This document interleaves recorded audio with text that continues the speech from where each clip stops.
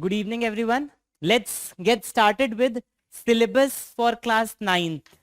Okay, science. देखिए ये है हमारा कोर्स स्ट्रक्चर क्लास 9th का. हमारा जो एंटायर सिलेबस है this is divided into 4 parts. कौन कौन से पार्ट्स है? सबसे पहला हमारे पास मैटर. बेसिकली ये है हमारा केमिस्ट्री. केमिस्ट्री में जो भी हमारा पोर्शन आता है that is considered under matter.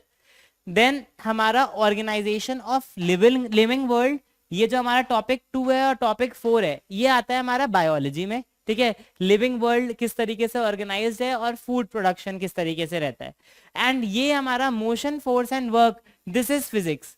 तो अगर हम टोटल देखें तो लगभग हमारी 25 मार्क्स की केमिस्ट्री रहती है, लगभग हमारी 22 + 6 28 मार्क्स की बायोलॉजी रहती है और लगभग 27 मार्क्स की फिजिक्स रहती है. लगभग everything is quite evenly distributed. Class 9th में ये जो स्ट्रक्चर है ये पूरा प्रॉपरली फॉलो नहीं होता, क्योंकि क्लास 9th के पेपर स्कूल में होते हैं. तो स्कूल पे डिपेंड करता है कि वो किस तरीके का पेपर सेट करते हैं, कब कौन सी चीज पढ़ा रहे हैं, कब क्या करा रहे हैं. तो वो डिपेंड करता है स्कूल के ऊपर. अदरवाइज जब बोर्ड होता है, बोर्ड के अंदर ये बहुत स्ट्रिक्टली फॉलो होता है. जितना बोर्ड ने रिकमेंड किया होता है पेपर हमेशा उसी हिसाब से बनता है, उतने ही मार्क्स का बनता है जितना कि बोर्ड रिकमेंड करता है. ठीक है, लेकिन अभी क्योंकि हम स्कूल में तो यहाँ पे चेंज होता है. तो आपका 80 मार्क्स का पेपर होगा, 20 मार्क्स इंटरनल असेसमेंट होंगे. जैसे क्लास 8th में होता था ऐसे ही होता था ना, 80 मार्क्स 20 मार्क्स, और ये हमारा 100 मार्क्स का होता था. तो इस तरीके से बहुत ज्यादा वेरिएशन नहीं है. Okay, next. Science as in class 8th is divided into 3 parts. कौन कौन से 3 part? Physics, chemistry, biology. Physics के अंदर हमारे क्या क्या आते हैं? फिजिक्स के अंदर हमारे ये चैप्टर्स आते हैं: motion, force and laws of motion, gravitation, flotation, work पर एनर्जी एंड साउंड. यहाँ पे ये सारे जितने भी चैप्टर्स हैं फिजिक्स में, all chapters are numerical based chapters. ठीक है, इन सारे के सारे चैप्टर्स में हमें न्यूमेरिकल्स करने हैं. ठीक है, क्लास 9th में न्यूमेरिकल्स बहुत ज्यादा हैं. ठीक है, तो अगर आपकी स्पीड स्लो है, अगर आपकी कैलकुलेशन स्लो है, या अगर आपका न्यूमेरिकल्स में थोड़ा सा दिमाग कम चलता है, तो क्लास 9th में हमें बिल्कुल स्टार्टिंग से ही बकल अप करके रखना पड़ेगा, क्योंकि इसके अंदर बहुत सारे ऐसी चीजें आएंगी जो हमें समझने में डिफिकल्टी हो सकती है. क्लास 10th में इससे कम है न्यूमेरिकल्स, लेकिन क्लास 9th में बहुत ज्यादा है. ठीक है, नेक्स्ट हमारा है केमिस्ट्री. केमिस्ट्री के अंदर कम चैप्टर्स हैं. Matter in our surroundings, is matter around us pure, atoms and molecules and structure of atom. Only these 4 chapters are there. इसमें से ये वाले हमारे बहुत आसान चैप्टर हैं, इसमें कोई बहुत ज्यादा डिफिकल्टी नहीं है. अगर आपका मन ना करे तो आप कम अच्छे से पढ़ सकते हैं इसको. ठीक है, कोई दिक्कत नहीं है. लेकिन एटम्स एंड मॉलिक्यूल्स और स्ट्रक्चर ऑफ एटम, इसमें आपको गलती नहीं करनी है, क्योंकि ये क्या है हमारा, ये हमारा एटम्स एंड मॉलिक्यूल्स और structure of atom class 10th के बेसिस के चैप्टर है. तो अगर हमें ये नहीं आया तो क्लास 10th का बेसिस खराब हो जाएगा. अभी जस्ट आपसे पहले जो क्लास चल रही थी क्लास 10th, उसमें मैं इसी के कुछ क्वेश्चंस पूछ रहा था and they were not able to do it, क्योंकि उन्होंने क्लास 9th में थोड़ा सा, जिन्होंने नहीं कर पाए उन्होंने नहीं आता, जिन्होंने कर लिया मतलब जिन्होंने आता था वो अच्छे से कर पाएंगे. ठीक है, तो क्लास 10th में डिफिकल्टी हो उससे बेटर है कि हम क्लास 9th में ही atoms and molecules and structure of atom को बहुत अच्छे से कर ले. ठीक है, नेक्स्ट इज बायोलॉजी. बायोलॉजी में हमारे the fundamental unit of life, cell. Class 8th में भी किया था सेल चैप्टर. ठीक है, तो सेल है. फिर टिश्यूज है. एक बहुत ही डिफिकल्ट सा गंदा सा चैप्टर है डाइवर्सिटी इन लिविंग ऑर्गेनिज्म. इसमें बहुत लर्न करना है, बहुत लर्न करना है. ठीक है, पिछले 3 सालों से ये चैप्टर हटा हुआ है. ठीक है, लास्ट 3 ईयर्स से, जब से कोविड हुआ था तब से ये चैप्टर हटा हुआ था. ठीक है, अब इस साल आपका लक, गुड लक तो हट जाएगा, बैड लक तो आ जाएगा. ठीक है, इसमें बहुत बहुत सारी चीजें रटनी पड़ती हैं, याद करनी पड़ती हैं. समझने के लिए कम है, रटने के लिए ज्यादा है.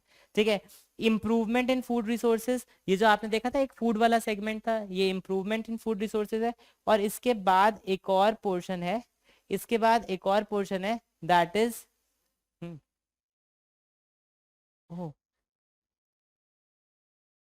इसके बाद एक और पोर्शन है that is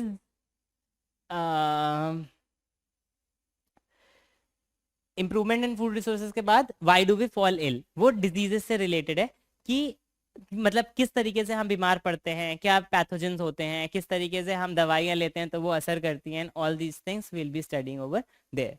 okay, next question. Next हम लोग थोड़ा सा डिटेल में इसके बारे में समझते हैं अपने सिलेबस के बारे में। सबसे पहले केमिस्ट्री के सिलेबस के बारे में देखेंगे। मैटर इन आर सराउंडिंग्स, इसके अंदर हम क्या क्या पढ़ेंगे? इसके अंदर हम मैटर क्या होता है याद है आपको? Matter is something which occupy space and has मास, ठीक है। सॉलिड, लिक्विड एंड गैसेस क्या होता है? Characteristic, shape and volume, density, change of state, melting, freezing, evaporation. मैं बोल रहा हूँ कि ये सारी चीजें आप पहले से कर चुके हैं, ठीक है। इसीलिए मैंने बोला कि अगर आप थोड़ा कम अच्छे से करेंगे तो चल जाएगा, क्योंकि आपने पहले से किया हुआ है, ठीक है। तो आपको जल्दी याद हो जाएगा ये चीज, it will be easy. Next हमारा क्या है? Next is matter around us pure. इसमें हम किस चीज के बारे में डील करेंगे कि हम मैटर को किस किस चीज में क्लासिफाई करते हैं। तो we classify matter as elements, compounds and mixtures. तो we will be dealing with these over here in this chapter. Then हम लोग मिक्सचर्स की प्रॉपर्टीज के बारे में, मिक्सचर के टाइप्स के बारे में, किस तरीके से हम लोग मिक्सचर्स को सेपरेट करते हैं, हम ये सारी चीजें देखेंगे। Okay, next is atoms and molecules. Atoms and molecules में हम लोग क्या देखेंगे कि मैंने आपको कहा था ना, दो चैप्टर हमारे सिलेबस में बहुत इंपॉर्टेंट है, तो ये वाले दोनों चैप्टर्स बहुत इंपॉर्टेंट है, atoms and molecules and structure of atoms, these are very important. इसके अंदर हम लोग बेसिकली देखेंगे कि हर एक चीज जो बनती है वो किस तरीके से बनती है, किस तरीके से हमारे एटम्स प्रेजेंट होते हैं, स्मॉलेस्ट पार्टिकल्स किसी भी एलिमेंट के, किसी भी सब्सटेंस के, और किस तरीके से उनके अंदर इलेक्ट्रॉन्स, प्रोटॉन्स और न्यूट्रॉन्स का डिस्ट्रीब्यूशन होता है। We will be studying about atoms, the smallest particle of any substance, chemical substance. जैसे हमने पढ़ा था सेल, सेल क्या होता है? Smallest particle of living component. ये क्या है? Smallest component of non living world. Non living world का सबसे छोटा कंपोनेंट एटम्स एंड मॉलिक्यूल्स है। Law of chemical combinations, chemical formula, सबसे इंपॉर्टेंट टॉपिक पूरे साल का, केमिकल फॉर्मूला फॉर्म करना, and atomic and molecular masses. Then structure of atom, electrons, protons and neutrons, valency, atomic number, mass number, and isotopes and isobars. We will be studying these all things over here. Next, biology. Biology में क्या है हमारा? Class 9 का syllabus. The fundamental unit of life, cell. तो हम लोग cell के बारे में पढ़ेंगे। How cell is the basic unit of life. किस तरीके से सेल प्रोकैरियोटिक और यूकैरियोटिक दो तरीके के होते हैं, दो तरीके के टाइप ऑफ सेल्स होते हैं। आपने क्लास 8 में भी पढ़ा था, prokaryotic and eukaryotic cell. Multicellular organisms, cell membrane, cell wall, cell organelles, ये सारी चीजें हम लोग क्लास 8 में पढ़ के आए थे। बस हम थोड़ा थोड़ा क्या करेंगे, इसको डेवलप करेंगे, थोड़ा और पढ़ेंगे सेल के बारे में क्लास 9 में, ठीक है। अगर आपको याद नहीं था क्लास 9 में, क्लास 8 में आपने क्या पढ़ा है, तो वो सारी चीजें हम लोग रिकैप कर लेंगे। Mitochondria, chloroplast, endoplasmic reticulum, Golgi apparatus, nucleus, chromosomes, सारी चीजें, सेल डिवीजन वगैरह, all things we will be studying in class 9th।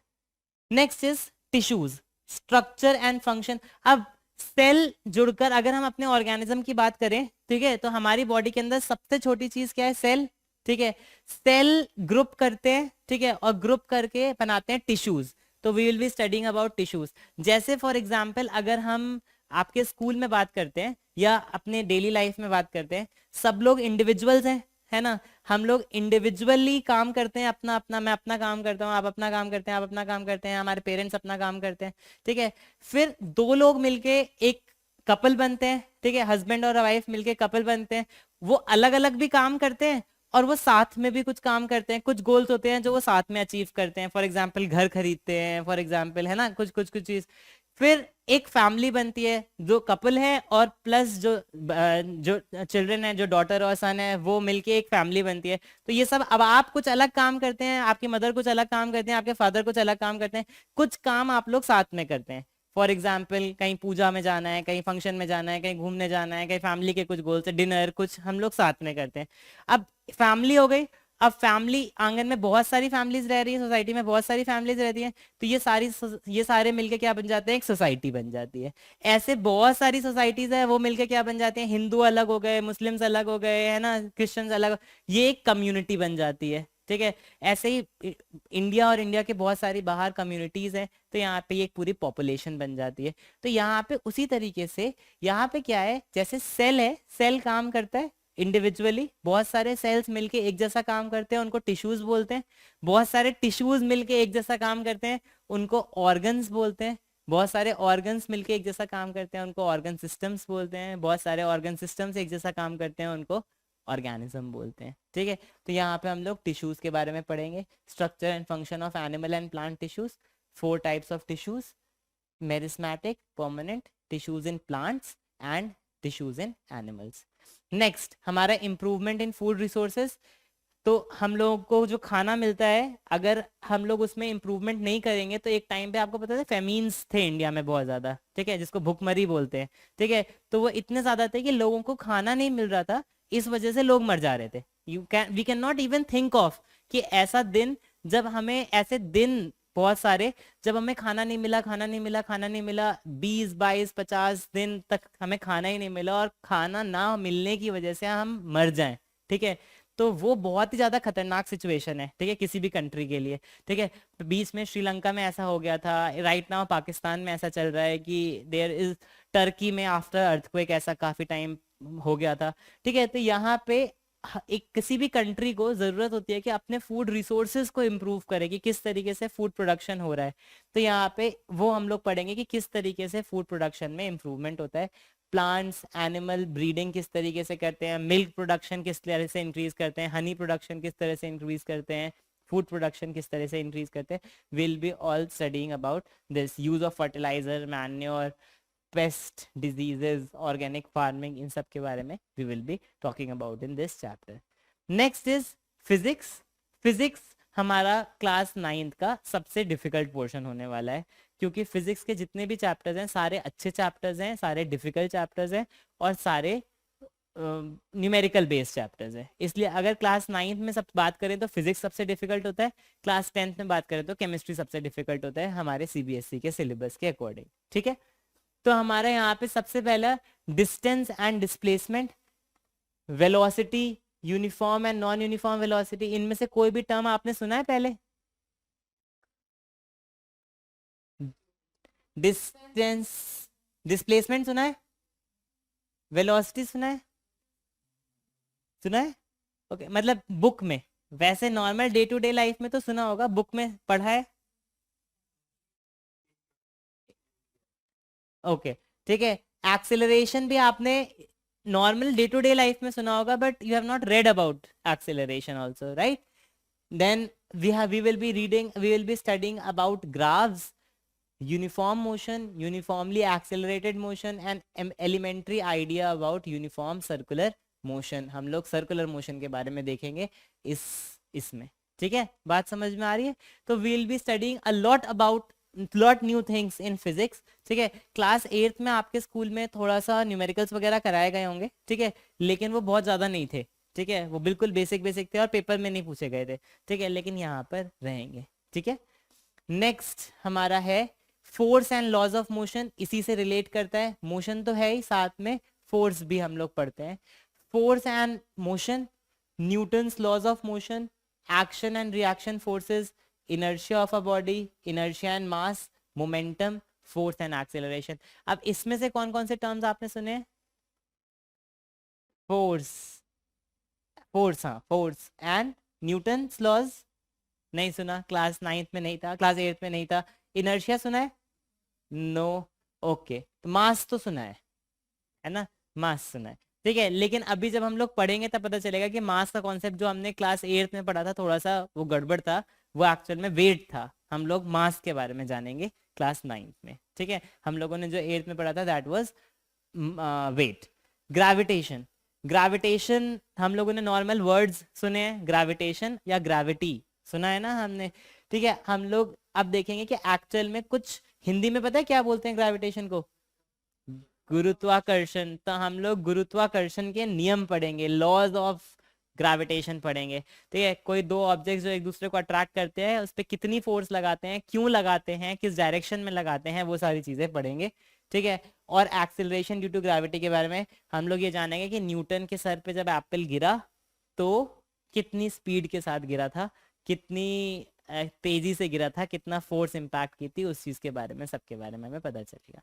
ठीक है, हम मैंने आपको बताया था ना, हमने क्लास 8th में पढ़ा था वेट, अब हम लोग क्लास 9th में पढ़ेंगे मास। ओके, बंजी जंपिंग की है किसी ने? की है? बंजी जंपिंग देखी है? ठीक है, चाहे रियल लाइफ में, चाहे वीडियो में, चाहे कैसे भी।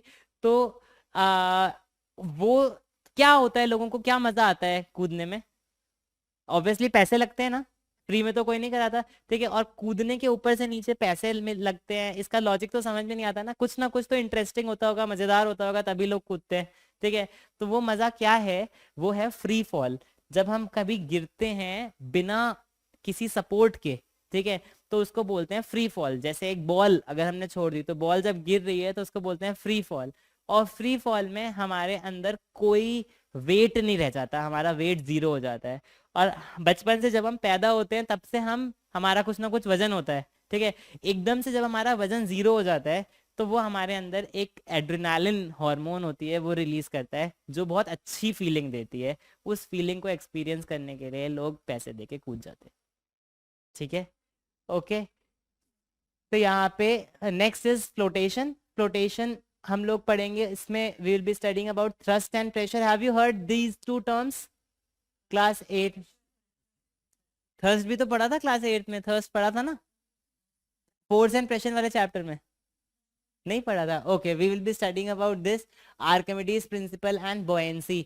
अब हमें पता चलेगा कि जब हम स्विमिंग करते हैं तो हम तैर क्यों जाते हैं, और अगर हम स्विमिंग ना करें तो डूब क्यों जाते हैं। ठीक है, तो we will be studying about कि कुछ चीजें फ्लोट क्यों करती हैं, कुछ चीजें सिंक क्यों कर जाती हैं, about in this chapter. Okay, next, work energy power. This will be the fourth chapter या fifth chapter in our series. Work done by a force हम लोग पढ़ेंगे कि जब अगर आप सामान लेकर, ठीक है, बहुत भारी सा अपने सर पे रख के एक जगह से दूसरी जगह जाओगे, तो आप फिजिक्स की डेफिनेशन में आपने कोई काम नहीं किया, यू डू नो वर्क। ठीक है, तो ऐसा क्या होता है फिजिक्स में, वर्क डन किसको बोलते हैं, we will be studying that. और why we do not do work when we carry luggage on our head, या जब हम लगेज कैरी करके जाते हैं, why don't we do any work, we will be studying this in this chapter. Energy, power, kinetic energy and potential energy. Have you heard of these terms? Kinetic energy, potential energy सुना है? क्या होता है kinetic energy?